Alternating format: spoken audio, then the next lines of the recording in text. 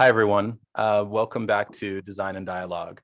I'm Stephen Burks, and we're here in a special conversation, the last in a series recorded around an exhibition that was at the gallery in February, highlighting the work of Mexican artists and designers. I'm sitting here with a young architect from Mexico City. She is probably one of the most important architects working today, and she makes me a little bit nervous because I greatly admire her and her work and what she's been able to accomplish in such a short span of time. In the last 10 years since starting her practice, she has catapulted onto the world stage, securing one of the most important commissions, I guess, in history. So her work has been described as enormously elegant and powerful, with a deep sensitivity for light and material. And I'm quoting the Metropolitan Museum director, Hans Hollein. Simple forms and simple materials that express very sophisticated atmospheres. Hans goes on to say that she has a deep understanding of how architecture functions, like a public space, and really understands architecture as communal. Hans is significant because Frida Escobedo, our guest today, will be designing the new modern and contemporary wing at the Metropolitan Museum of Art. So please join me in welcoming Frida to the program. Thank you, Stephen. Hi, how are you? I'm great. How are you doing? Great, thank you. Yeah, it's so nice to be in conversation with you here, and thank you for taking the time, and thank you for participating. No, my pleasure. So I think we're here because we're sort of brought together around the recent exhibition at Friedman Benda, entitled Everything Here is Volcanic, curated by Mario Ballesteros, and featuring the work of 15 different designers and artists, yourself included, Fernando La Paz included, who was recently in conversation with Mario, also part of this special series that we're doing.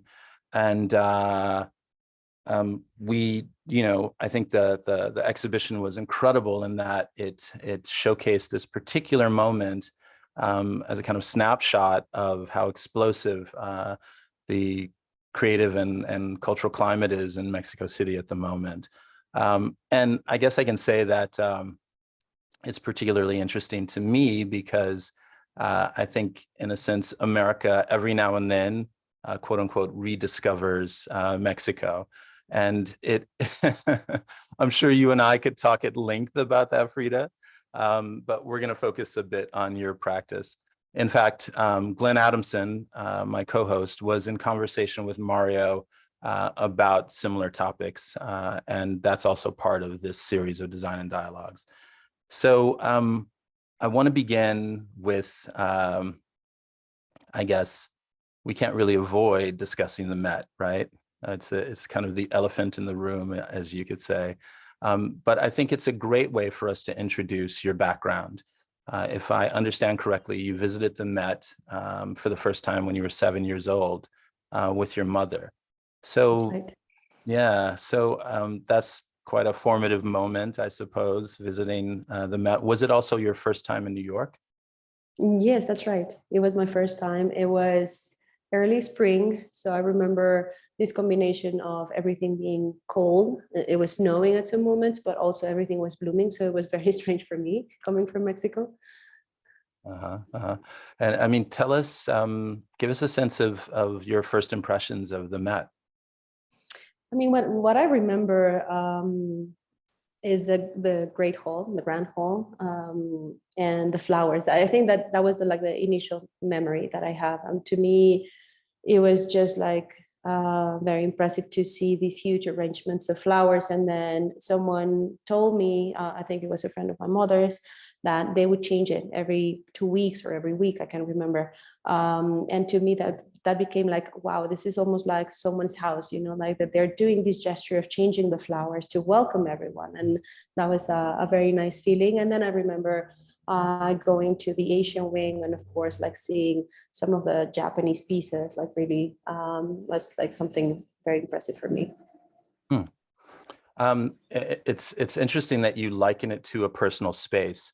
Part of the conversation today, I think, would be great to touch upon your sense of public space versus personal space. And of course, the way in which you deal with materiality and interiors. And of course, as an industrial designer myself, I'm fascinated by your work in design. And and I'm curious if you can remember returning to the Met as a young professional, the next time maybe you visited. I can remember the next time that I visited it, but I guess like every time I've been to New York, I end up being at the Met. So I never imagined that I would end up working there. And what I can say is that now one of my favorite things is coming at early hours of the day when the museum is empty and just being able to walk around and then go to the field office that we have there. And it's a completely different experience. It connects you with the pieces in a different level because it feels like the museum belongs to you in a way. So that's special. Yeah, I mean, everyone can have a completely unique experience walking through history, I suppose, like that. And I believe I remember Hans Hollein mentioning that it's important that the Met have this kind of modern and contemporary wing because it's the only museum that could present that time period within the context of all of history in New York. So I think that's a very interesting perspective. Yeah. So I guess I'm also wondering about your relationship to art and kind of to the art world. Um, if I can quote Hans one more time, he says that you're very much connected to the artistic environment in our time. And I know that you're part of a larger creative community in Mexico City, and you collaborated quite a lot on projects with friends, et cetera. Did you ever consider being an artist?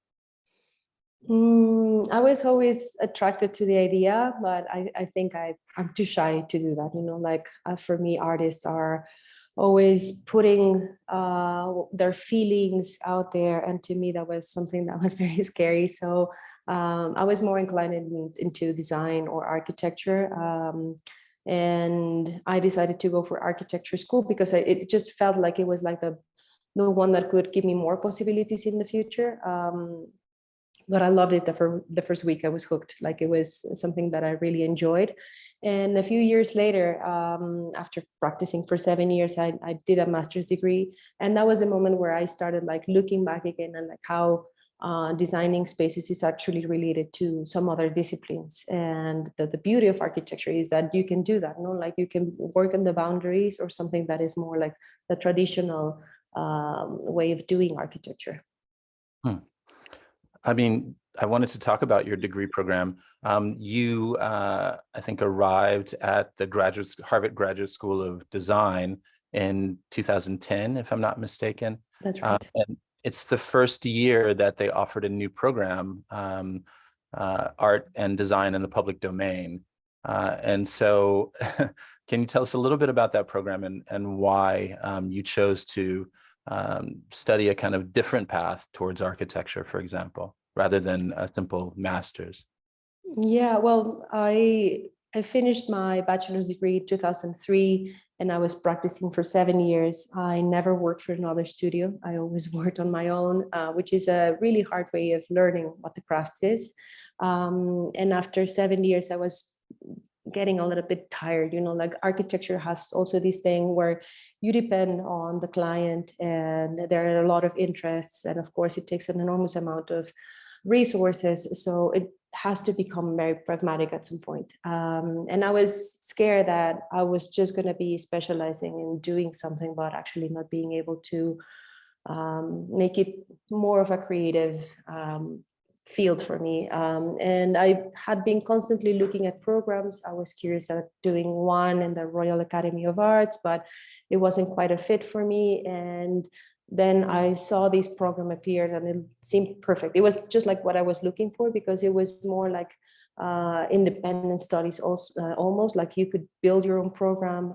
There were amazing people teaching in the program, and also it was for people in different fields. It was not just for architects, it was for artists, designers, people from different disciplines. Actually, there were only 2 architects in the group, and I really enjoyed that because we were all talking about space and about what happens in space, but not from the architect's perspective, which can be a little bit dry.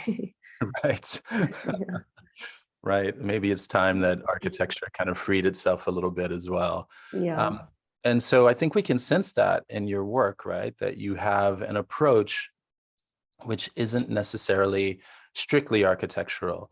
It's one that is obviously very familiar with the materiality of a particular place, very familiar with constructive techniques, which in many ways are expressive for your practice, but also almost considering the role of the person as another material or another, let's say, module. Back to that moment when you were doing your master's, I suppose, as a young professional, were you also still practicing in Mexico City? I was. When I was applying for my master's degree, I was doing a competition of La Tallera Siqueiros, a museum in Cuernavaca, which is 1 hour away from Mexico City. And of course, like when you're doing a competition, you're putting all of your best effort, but there is a possibility that you don't win. So I was applying at the same time to my master's. And I never imagined that both would happen simultaneously. So I got accepted at the GSD, and I also got the competition for La Tallera. So I had to work on the construction documents and like all the plans in like record time before I had to leave to the US. And usually like public projects take a little bit to solidify in Mexico. So I thought, well, maybe I can finish my master's degree and then I'll come back and I'll start construction. And that was the case for the first year. But then on the second year, I remember receiving a call in January, like we're just starting construction. And it was a little bit of a panic moment because it was like my thesis prep year. So sorry, I had to be flying back and forth.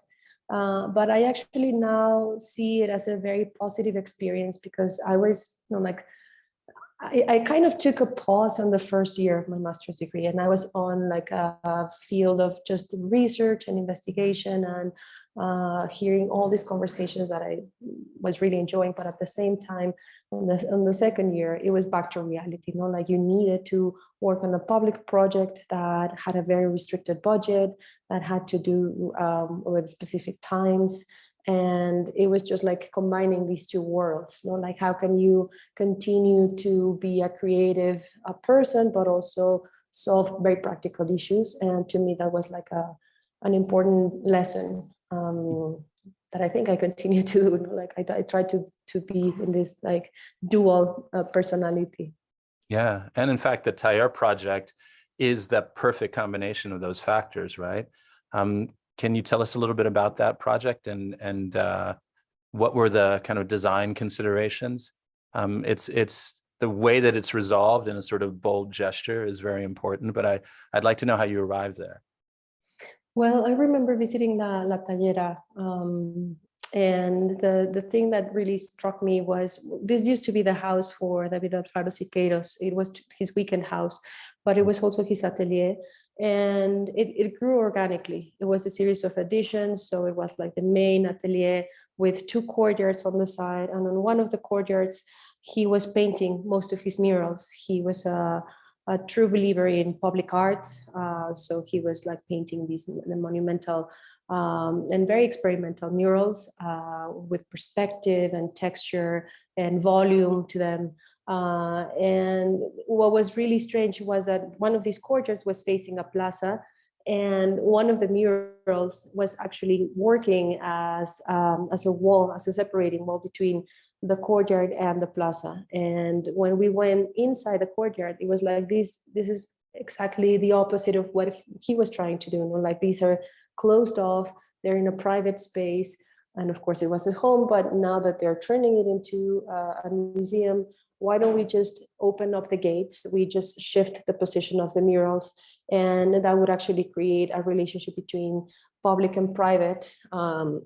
And it was a big risk, because actually I didn't know if losing the property line or the definition of inside and outside was something that the jurors would consider to be okay, but they did. I was very lucky to have like very talented and open-minded architects as jurors, and they decided to go for it. And the gesture was that, we had to restructure the murals because they're quite monumental. So the second decision was, how can we do more with less? There were very limited resources, and restructuring the murals was going to take a big part of the budget. So all the additional programs like the cafe, the archive, the library, all of these things could be nested inside the structure. So actually they become almost secondary to the experience of seeing the art that was produced at that space, but at the same time they were connected. And because the courtyard was now open, even when the museum was closed, they would activate not just the courtyard, but also the plaza. So I think it completely changed the dynamic of that part of Cuernavaca. And the second thing was what we're seeing now, like this idea of using a screen or a celosía, which is a very typical, very traditional form of introducing light and air, and also getting some privacy in Mexican homes. It comes from the Arabic tradition, of course. And it was just like creating this envelope that would unify all these moments where the museum was growing more organically. So it would feel like a whole. And also it would reveal at some moments that, like the addition. So it was like becoming something else, but not denying what it was. Yeah, I mean, this idea of a permeable, thickened wall appears quite a number of times in your work, and it's fascinating how the very simple use of a module really can define a wall, let's say, that functions on so many different levels. It's both permeable to the air, blocks out the sun, and also develops this kind of very interesting pattern, which I think speaks to the artisanal traditions of production in Mexico. Seeing the individual module repeated so many times, you get to understand how it works in community with itself, but then also how it also is each one is read or can be read as an individual object. And so I'd love to know how that concept developed in your work, and were there any other projects that you'd like to bring focus to in those early days? I think that interest started when I was doing El Eco Pavilion. El Eco is a museum that was built by Matias Gueris in the 60s, and it has like a very strong personality. So when they invited me to do the pavilion, it was like, how can you compete with that? So the approach was to do something that was very simple. It was almost like creating a field or a sea of cinder blocks. And I think that's the first moment when I really noticed or realized that a simple object that is very industrial and modular could have an infinite amount of possibilities of being arranged. So the idea was to have this on a very strict pattern, but people would be able to move the blocks around and they would play with them. So actually what would be manifested was the programmed layer of the museum, because like we would arrange it in the form of a little forum or some benches, but then because the people were moving it around, it would actually materialize what people were doing in space. So to me, that condition of something very simple being able to express something more, whether it was the play with light or something that would engage your attention in a different way, or expressing this disorder or this entropy that happens socially. I think that was like a very revealing moment that I could continue to apply. And that the social component of your architecture has also been a kind of continuous theme. I love this idea of, once again, the people becoming another building block in a sense, and the way that they are allowed to kind of reconfigure space. You had a similar tension in the project in Portugal, right, at the Lisbon Biennale. That's right. Yes. What is can you remind me? Yes, it was The stage or the civic stage. civic Yes. stage, right? Yeah, and that was an invitation by Beatriz Galilei and Jose Esparza. Beatriz Galilei was curating the Triennale, and Jose Esparza was in charge of the public program. And what they requested was for a reinterpretation of a stage where we could present plays, a play by Andres Jaque, but also like some lectures and public speaking, and like a series of activities. So the idea was like, well, let's challenge this idea of what is speaking in space, no, in public space particularly.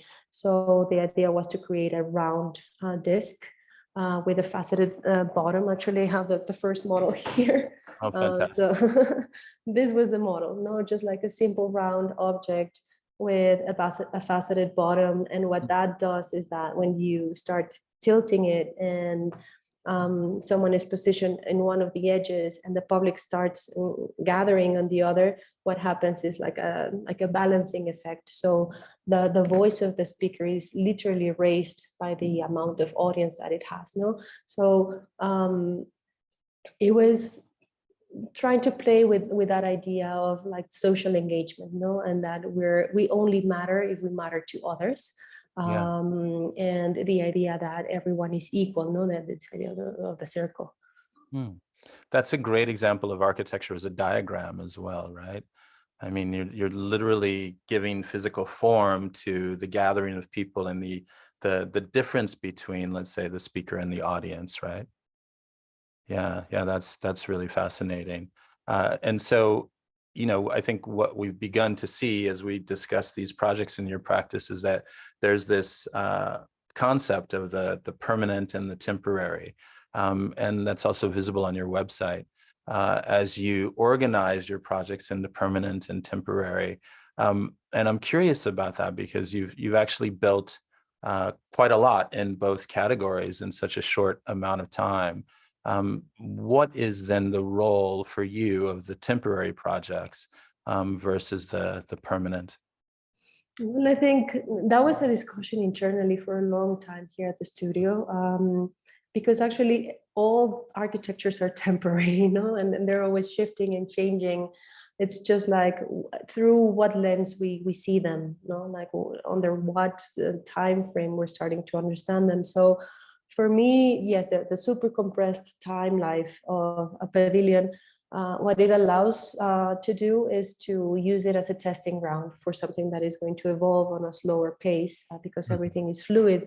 When you were saying that for this exhibition that is called Everything Here is Volcanic and Everything is Explosive, I was also thinking about moving lava. It's like, yes, it's explosive, but it's also slow and steady and slowly solidifying into something else. So it's the process of transformation of the volcanic that I'm more interested in. And I think that's the idea, like some of the pavilions are the ones that spark these first ideas, and you can test them because it's used in a very intense way. They're programmed heavily and they're curated, but then you can apply some of these ideas to the everyday life. I mean, the idea of a testing ground is a fascinating one for a young architect to be able to, I guess, almost like a folly, right? To begin to play with your own kind of constructive techniques. You've had a long-standing relationship with the Australian body care brand Aesop, and in fact, I live not so far away from one of your projects, and so I'm curious how those interior projects actually were used as testing grounds by the studio to not only discuss how you build things and how you think about individual materials, but also how you think about this this idea of welcoming the public and this dialogue with public space versus private.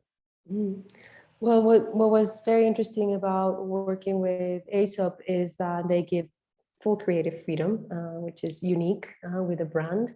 And it's almost like it's quite the opposite of what retail tries to do now. Like they try to have like a very strong identity or language, and here it's the opposite, because the product is so defined, then there's complete freedom in the envelope, and actually they encourage you to have a conversation between the neighborhoods that surround the stores and the store. We did, I think, 6 projects for them, and each one of them was trying to create a conversation with what was happening around. So for example, in the Park Slope store, we were looking at all of the brownstones and some of the houses that are made out of brick, and how like all this architectural detailing could be done with just like, again, like one simple modulo, which is brick. So that was like the starting point. And then it was also about like the idea of the simplicity of having one single material, and that could create very different atmospheres and very different moments. And then there was a third layer of thinking about exchange. We were a Mexican studio doing something in New York for the first time, and the tiles were made out of soil from Oaxaca to pigment them. Wow. So that color that you see is actually like a very deep red tone of the soil that was used for producing them. And to me, it was interesting. This was the moment when we were starting to talk about, again, like the idea of the border, like the problem of being like unable to exchange energies. And it was really funny to be shipping soil from Mexico, so it could be in the States. So that was just like another layer to it. Yeah, this is a very important topic, in fact, and I believe Fernando and Mario touched upon the importance of the soil to Mexican culture, and the difference between, I think Fernando described it as a terroir, right? The the term used in wine connoisseurship to think about how a particular place has a particular material, and that material has particular qualities, which then are intertwined with the culture. He spoke about the problem of not being able to connect with the way of making in a city like London. And here you are working in Mexico City and importing bricks from Oaxaca. So clearly there's another kind of relationship there to the basis, or this kind of fundamental, really the fundament of Mexican culture. Can you speak a little bit about that? Well, I think the idea of exchange is fascinating. So for example, when we were doing the Serpentine Pavilion, we were like, well, we know we want to do something that feels Mexican because we're a Mexican studio. So that's inevitable. But at the same time, we don't want to be doing the same strategy as the Aesop store, like we don't want to be importing material. It could be some sort of conversation, some overlap. How can we create an atmosphere that feels related to Mexican culture, but also very local? And that's why we used local materials. These are like roof tiles that are arranged in a way of a celosía again. And people were very surprised to see like we were using a local material to create something that's typically Mexican. Yeah. I had the privilege of seeing your pavilion in person that summer in London. And it's interesting that you compare it to Aesop, because it's a kind of opposite condition, right? There is no product. There's a brand, right? The Serpentine is in a sense its own kind of cultural brand, but there is no product to showcase. And so in a lot of ways, your pavilion does the opposite, right? It's introverted. And I'm gonna read a few words that David Adjei had to say about your pavilion. I believe he joined the board of the Serpentine in 2016, and so has been quite a supporter of your work. He says that she gave us vignettes, little glimpses into the world outside.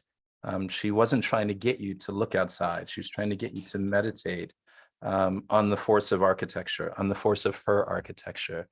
She gave us an architecture that said, "Come into Frida's world." I think that's a great way of describing it, and a great way for us to transition into a discussion about the Serpentine. If I'm not mistaken, I heard that you weren't sure that you were actually offered the commission. Can you tell us about how you were contacted by the Serpentine? Yeah, I mean, I never in my wildest dream imagined that I was going to be invited to participate in the Serpentine Pavilion. So this is a story that I tell all the time. I received a first email, and it was just like, I remember just reading the title. I didn't even go through the body of the text, and it was Invitation Serpentine Pavilion or something like that. So I just like dismissed it, thinking that it was, like an invitation for an opening or join the newsletter or, like something like that. So I just ignored it, very naive. And then I got a second email, like, did you receive our previous email? This is urgent. Urgent, as Hans Ulrich always says, no, like it's urgent that you do this. And then I was like, well, this is really urgent. So we just went back to the drawing table and started working right away, because we had lost, I think, like a week of work for presenting the initial idea. And it was a wonderful experience. Like, I think it's one of the projects that I've enjoyed the most. It's funny being there. My first impression was that on the one hand, it reminded me of the Barcelona Pavilion, this sort of material sketch in a way that forced a kind of introspection. There was nothing to look at, but there was everything to look at. And although it was temporary, once again, this duality of temporary and permanence, it felt very permanent. And it also had a kind of invisible detailing, right? You could see these tiles stacked, but you really didn't have a sense of how that was achieved. And so it's interesting about your work. I feel that there is, on the one hand, a very simple gesture that, on the other hand, forces a kind of distance, which places you in the space of a more, and I know that people use the word poetic quite a lot in describing your work, but forces you into a place where you really become contemplative of what the architecture is about. So I'd love to kind of shift the conversation a little more toward you as a practitioner. And I'm really curious, given what I understand was 6 months to develop the whole pavilion, what was your process like? Take us a little bit into how Frida Escobedo makes a building. Well, this was how do we make a pavilion? No? And I always speak in plural because it's a collective work. I'm just the face of a studio that is working all the time with me. And I was doing a project curating a small show for the Orleans Biennial at the time. So we had to be in conversation constantly on Zoom or Skype at the time. I can't remember if there was Zoom at the time. And we started just like exchanging some sketches, and people here at the office were just like trying to develop ideas. And I came back and we started looking at how this idea of a courtyard that would explain this relationship with an interior space that is actually open to the sky, so it could be an exterior space, could engage in a different way with what London is, like what does it mean to be in London? And it was quite a struggle. And then we figured out that one way to think about it was just like to go through the scope again. And reviewing that, we saw that the pavilion was sold each year to a private institution or a client. And then everything shifted, because basically what they were saying is that this was a temporary building in a very specific location and a permanent building on an undisclosed location. So this shifted everything that I learned in architecture school. Like they teach you that buildings are permanent and they're site specific. So this was like, well, this is quite the opposite. And it happens, and every pavilion has been wonderful. So how is it that this can exist? So then we were trying to figure out a way of creating an anchor of how the pavilion could be anchored in that first locality, but then it could basically move around and still be the pavilion. So that's where we started thinking about like ways of measuring time and space in a more abstract way, the meridians and the parallels, or the Jeffersonian grid, and many other examples of how humankind has measured and tried to apprehend the idea of time and space. And the Greenwich Meridian line is in London, so that became like our anchor. So actually the pavilion is almost working as a sundial or as a compass, where you can locate yourself in space. When you were in the pavilion in London, you could understand like where was true north, where was home, in a way, like this is west of my country, or it's south from my home. But also when the pavilion moves around, it will still be positioned in that precise location. And what you will be able to see is the shifts on the light and the sun and the climatic conditions, how the shade moves around in a different way. So it's almost like forcing you to engage to something that is larger than you, but also to be able to focus on the here and now and what you're experimenting when you're in a space. Yeah, and in a lot of ways, it goes against the classical pavilion, right? Which looks out into the landscape. I mean, is about a kind of position in nature where you can see the world in the round. I mean, here, unlike even the Barcelona pavilion, not even the sky was visible. You had a kind of giant reflector as the ceiling, and so it's very interesting that in a lot of ways the color and the materiality disappear, and it becomes really a way of looking, a filtered way of looking at the world outside, or a filtered, a mediated way of even looking at yourself or thinking about the sky. Super interesting once again, because the entire space transforms depending on how it's occupied. So this notion of the pavilion moving is something that I wasn't familiar with. So that's that really changes it as an object. It becomes a kind of product, right, in the end. Well, I think it challenges the idea of permanence, because there are many things that change all the time. The Barcelona pavilion itself has changed over the years. I think one of my favorite pieces of architecture is this analysis by Andres Jaque. I can't remember the exact name of the project, but what he's doing is an analysis of how the pavilion needs to be maintained and renovated. Oh, right. And I think it's just like that lesson, even things that we think are untouched actually are not the same that they were at the beginning, at the origin. Everything is shifting, everything is fluid. Yeah. It's funny, it brings up an anecdote. The last time I was in Barcelona, I went to the Barcelona pavilion, and I just come from an art exhibition on the other side of the plaza there. I had a beer, and it was a beautiful night, and I found myself sitting on the wall of the Barcelona pavilion, and then seconds later, I was told that I couldn't sit on the wall of the Barcelona pavilion. Oh. And so, it's not, it never occurred to me that there'd be this security guard there, and there would be, this strict enforcement of how you could use this space, which I always thought was open to the outside. So it's quite interesting to think about permanence versus impermanence in this long-term expression of a building, or short-term.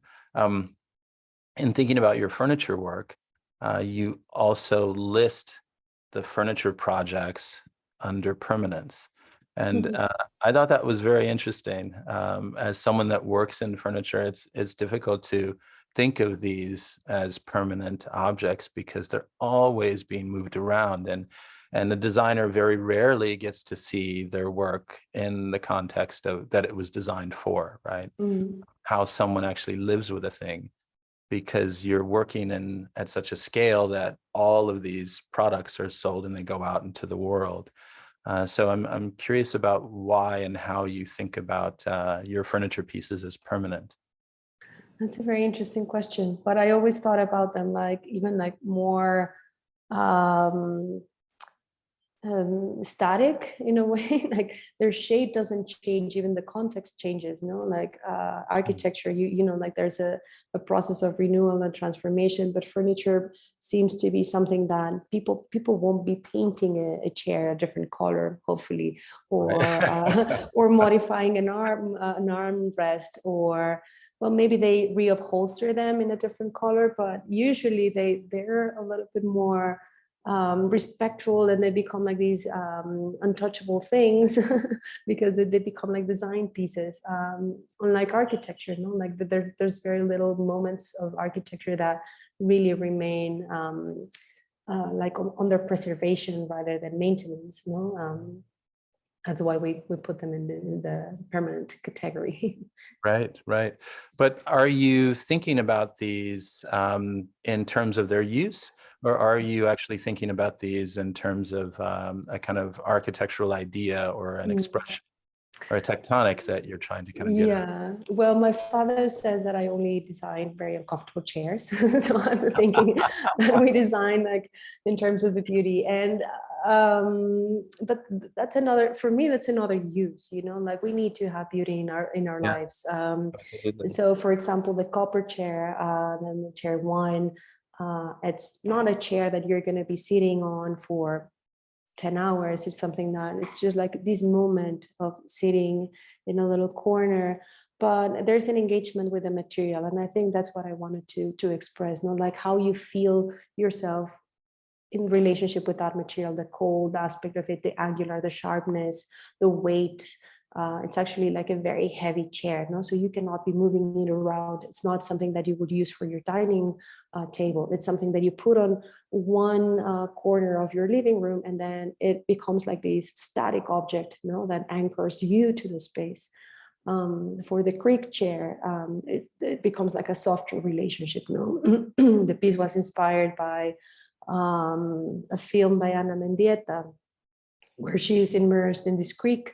So it's all about fluidity and movement, and how you can touch the material and you can feel yourself like somehow in this creek, in this cold river that is touching your skin, and it's adapting to your body, and it's almost like a hammock that is embracing you, and it has like these very playful and sexy movement to the fringes. Mm. So they're like different aspects to them, but they're always related to the material. Yeah, yeah. I mean, on the one hand, your first chair is very much about that detail and that connection. And I can, there's a sense in me that becomes quite obsessive, the way that you want to kind of reinforce that, but the way that even the eye travels around it. And I wonder if there is a concept of legibility at work in these small furniture pieces. Do you want them to be understandable in terms of their fabrication? Yeah, absolutely. I think that's important. Like I think every design piece that you understand how it works becomes beautiful. There's a sense of you can relate to the object in a better way. So yes, it was important to create these, for example, for the chair one, the copper chair, how you read the assemblage of the elements, these articulations. It's always shifting, so your eyes are always moving, as you were describing. Mm. But for the creek chair, it was more about like it's almost impossible to understand like how this is woven into the structure, but Mm. it's more like the heaviness of the material. So you're actually focusing more on the chain, Yeah, and so yeah. it's like shifting the attention to something else. Yeah, the chain was, it's almost impossible not to touch it. I have to say that it's interesting because it's as far away as possible from the concept of a ready-made for me. It's quite sophisticated in the way that it is an expression of these gentle flowing forms. But at the same time, I couldn't separate myself from the fact that there's just this beaded chain, which is, very much, I don't know, conjures my imagination to other products and a kind of industrial product in itself. So, I mean, is there an aspect of this concept at work in this piece?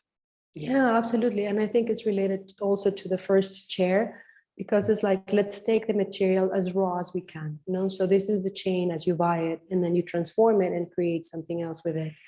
Um, and with the copper chair, it was buying the bars of copper and just cutting them to measure. It's not a hollow piece. It's just like the raw material, no? So it's almost like this primary element that then you work with. But also like the idea of something unexpected, no? Like usually these chains are used for curtains or Right. for like fashion jewelry or things like that. So this becomes a little bit like unexpected and playful, no? Like you want to touch it, as you were saying. Yeah, yeah. And so how does that, I mean, let's go back to the exhibition. Everything here is volcanic. How do you think that that fits into the kind of concept that Mario was trying to express there? And I mean, two questions. Also, knowing that language plays such a big role in your work in terms of how you talk about it and your references, et cetera, and how dynamic your architecture is in relationship to the public. I'm curious what you think of the title. How do you interpret the title? When Mario first approached me, he called me and said, "I want to do this exhibition." Just like the name is very appealing, you know, like Yeah. it's something that is, it's almost cinematographic, no? It's almost like you want to see this movie, and That's right.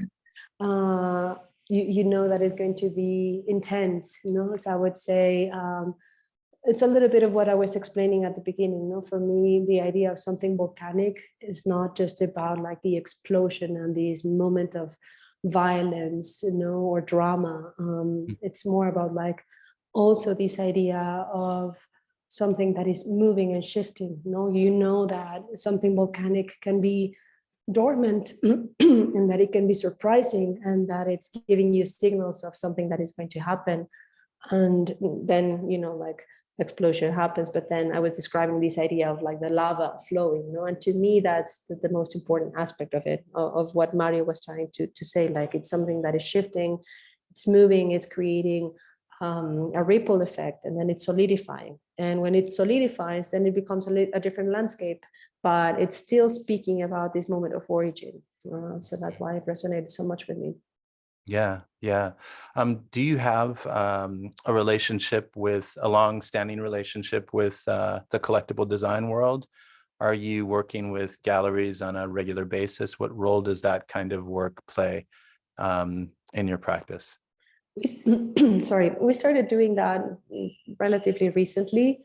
I mean, we first designed the chair, and it was like, well, this is just like, you know, we like working in different scales. Yeah. But it was until very recently that we started thinking about it in a more serious way. Hmm. Hmm.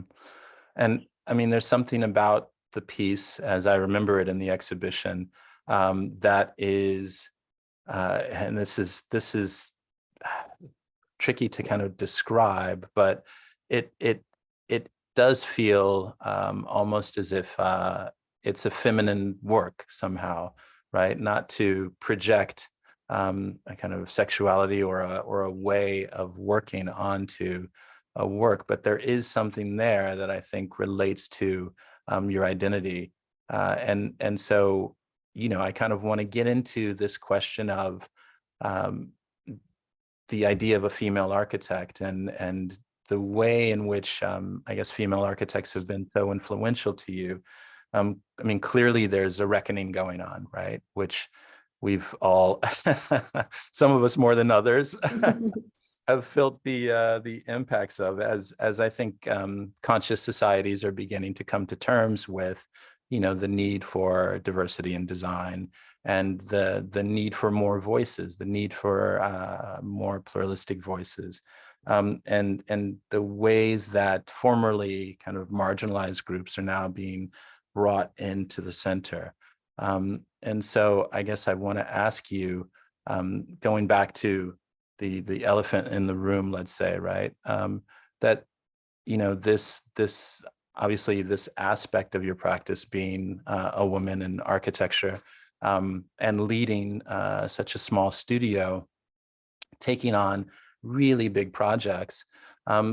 I'd like to know how you're coping with that, and what that feels like to kind of be brought from what could be perceived as the margins, right, of architecture to the very center. Well, it's an interesting question because, of course, again, like, I never imagined that I was going to be in this position. And it's funny because every time I see someone for the first time in a long time, they say like, "Oh, well, congratulations for this project and good luck." No, so there's like these feeling of, well, this is something that is um, a very big responsibility. But I also feel like this is what architects do, no? And usually, like, the best projects are the ones that you do for the first time. So definitely those are the ones that I enjoy the most. You know, when Yeah, we're doing things for the first time, it feels that that's when you're more present, more receptive, you're willing to listen more, you're willing to learn more, and you're willing to put out more of you. So I'm just hoping that that comes across in the absolutely. finishing building. Yeah, in the Yeah, finished building. Yeah. absolutely. I mean, we're also curious, and I for one am looking forward to the way that you continue to operate on these multiple scales, and the way that the architecture suggests or hints at a kind of subtle interaction with the public. I can't personally imagine how one achieves that, but I'm really looking forward to seeing you go through the process. I would love to open it up to questions. We have a few of our colleagues here with us listening in today, including Glenn Adamson, my co-host. So I'm just wondering if anyone, as we begin to wrap up, if anyone has questions for Frida. I have a quick question. If oh, sorry, Alex. No, you go first. Okay, thanks, Alex, and thanks so much, Stephen and Frida, for the great conversation. I was just wondering, Frida, if you would say a little more about the idea of orientation and directionality, which seems to be a really strong theme in your work. It occurred to me when you were talking to Stephen about the Serpentine Pavilion, and you were talking about your it almost sounded like a kind of navigational tool, you know, north, south, east, west. But also I'm thinking of the creek chair and the fluid vector that travels through it, which seems like such an interesting juxtaposition to the first chair, which again has this kind of orthogonal quality, as if you're charting the cardinal directions in a sort of solid form. And I guess one of the things that strikes me about your work is that it feels like it kind of gives you an anchor in space at a time in history when perhaps we all feel a bit vertiginous and dislodged from space because of digital experience and other factors, global exchange. And I just would love to hear you talk about that whole dynamic about orientation versus being the experience of being disoriented, which arguably is a very contemporary condition. Mm-hmm. No, I've never thought about it that way, but now that you're asking it, I feel like many of my interests in design and architecture have to be with how they can become tools for connecting, no, and whether it's connecting you to your surrounding spaces, or to someone, or to anchoring you to specific moment, no, just like by the idea of thinking about gravity and weight and the field of something. It's just like you getting back in touch with your body, but also with whatever is happening outside your body, and that's something that is very important.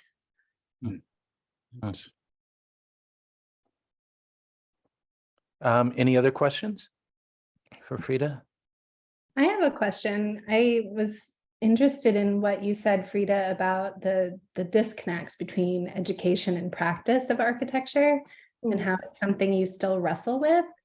And I'm curious if you think this is something that needs to be addressed on the education side, the practice side, or if it's an innate struggle that actually is beneficial ultimately to the outcome. Yeah, no, I mean, I've been teaching for several years, and speaking to some of my colleagues, we're always discussing how the actual process of design is very little in the hands of the architects and designers. Like usually there's a lot of layers that happen before that actually almost like define what we need to do at the end. So we feel like we're like these very powerful figures that are building the surrounding space, and we have very little to do with it. So that's one aspect of it. Maybe we should start thinking that design starts like way back before we enter into the frame. Like it has to do with city planning, it has to do with real estate, it has to do with investment, it has to do with all these things that are tied more to capital and less with the idea of beauty and engagement. So if we start considering them, we could probably have like a better quality of spaces throughout. I don't think that the glamorization of the designer should be something that continues to be, because we actually have like very little power on that. That's on one hand. And the other aspect of it is just like thinking that we can design space in so many different ways. Like it's not just architecture. It's the built environment has so many other layers that should be combined in a different way.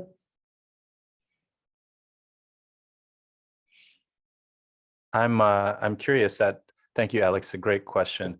I'm curious then how, given the timeline of the Met project, this is a project that may not be completed until 2030, if I'm not mistaken. Are you in the process of designing the process? Yeah, that's a very interesting question. I think we always are, like it's like you're building the road as you walk it. Right. Yeah. Yeah, especially, I mean, it's a fascinating position to be in because you don't quite know where you're going, right? You have a sense, and I guess we have a sense of where we want to go, but the actual road is it's under construction. The road is under construction. Right. So in fact, the design or the vision, when you talk about not having very much power, I want to push back against that a little bit, because in fact, the vision is so important. If you think about navigating, right, where you in a foggy sea, for example, where it's really important that you know where you're going, right? That you have a sense of the bigger idea, and you can not only illustrate that, but you can share that, you can communicate that in a great way. And I get the sense just from having this brief conversation with you, Frida, that you're very good at communicating your vision and sharing that vision in a way that compels people to come along with you. And that's quite a powerful trait. So I think that we're probably in good hands there. We probably have to wrap up. I wonder if we could take one more question from our audience. Does anyone have any more questions for Frida?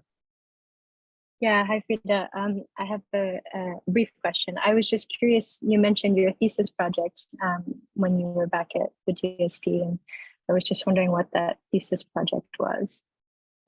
Thank you for the question. My thesis project is an ongoing project.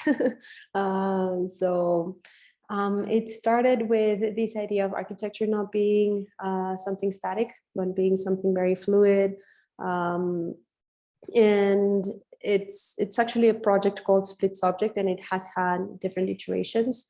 It started with an analysis of a modernist building here in Mexico City that was actually built by maybe an engineer or a contractor, not a famous architect. And it was kind of replicating the idea of the typical global north modernism, like a perfect grid, something that is very neutral, that has to do more with the process of industrialization. And actually, when you see it up close, it was manufactured, so all of the pieces of the windows were created by hand. So it was a simulacra already from the beginning.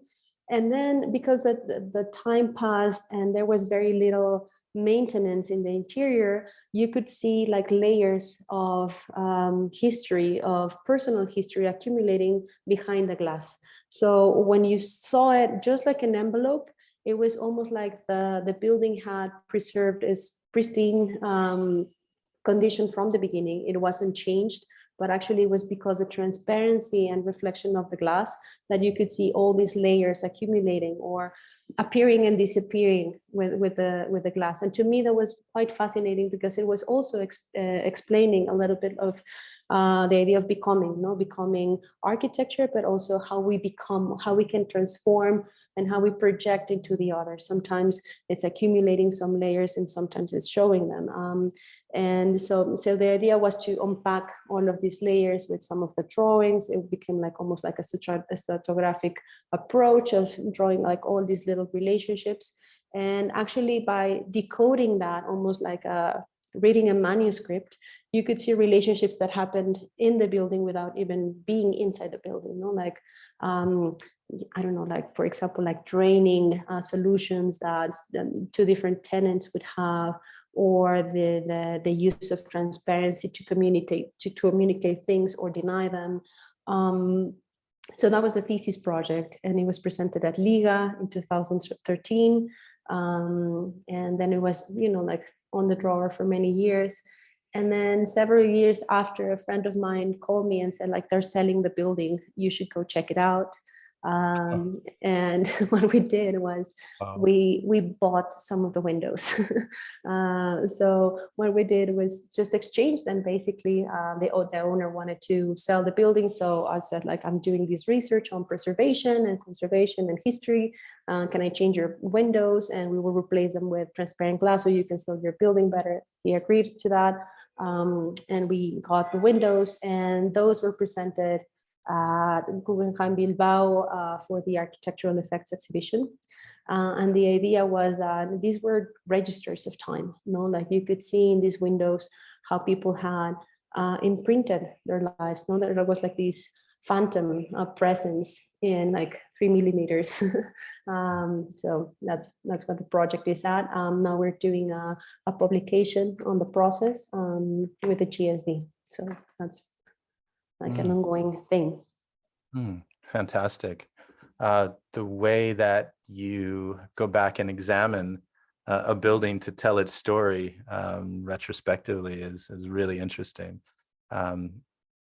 I don't know how makes me curious what people will be thinking or reading or interpreting through our work years from now. So thank you for that question.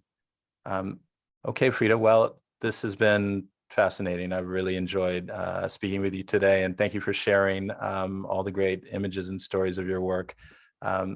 Let's obviously be in touch, because I hope to see you when you're in New York next.